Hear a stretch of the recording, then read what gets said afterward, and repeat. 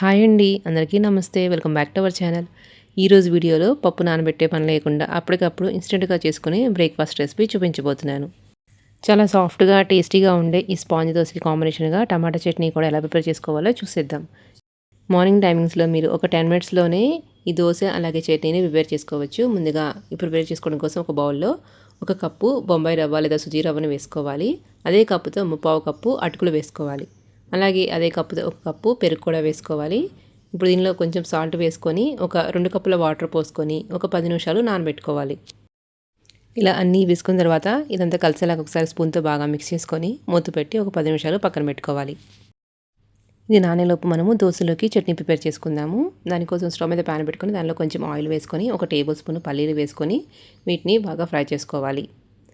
పల్లీలు ఇలా దోరగా ఫ్రై అయిన తర్వాత వీటిని వేరొక ప్లేట్లోకి ట్రాన్స్ఫర్ చేసుకోవాలి.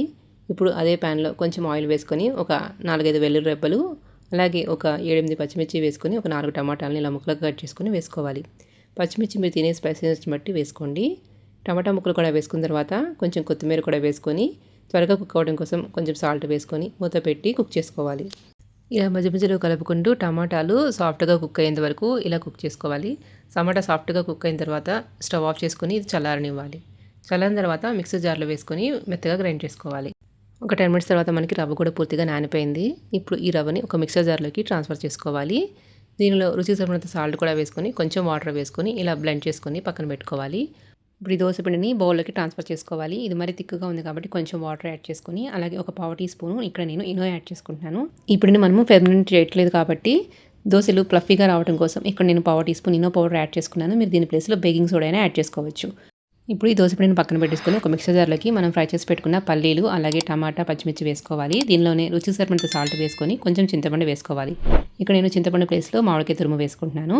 ఇప్పుడు దీన్ని కోర్స్గా గ్రైండ్ చేసుకొని డైరెక్ట్గా అయినా మీరు దోశలోకి సర్వ్ చేసుకోవచ్చు, లేదంటే తాలింపు పెట్టుకోవచ్చు. ఇక్కడ నేనైతే తాలింపు వేసుకొని పక్కన పెట్టుకున్నాను. ఇప్పుడు దోశలు ప్రిపేర్ చేసుకుందాం. దోశ బ్యాటర్ కన్సిస్టెన్సీ మరీ పలుచగా కాకుండా ఇలా ఉంటే సరిపోతుంది. దోశ వేసుకోవడం కోసం స్టవ్ మీద దోశ ప్యాన్ పెట్టుకొని వేడైన తర్వాత కొంచెం ఆయిల్ అప్లై చేసుకుని టిష్యూతో తుడిచేసుకోవాలి. ఇప్పుడు దీని మీద ఇలా దోశ బ్యాటర్ని వేసుకోవాలి. దీన్ని మరి ఎక్కువ స్ప్రెడ్ చేయాల్సిన అవసరం లేదండి. ఈ దోశ కొంచెం తిక్కుగానే ఉంటుంది. దీని మీద కొంచెం ఆయిల్ వేసుకొని మూత పెట్టి నిదానంగా కుక్ చేసుకోవాలి. ఒక 3-4 మినిట్స్ తర్వాత మూత తీసి చూస్తే మీకు దోశగా పర్ఫెక్ట్గా కుక్ అయిపోతుంది.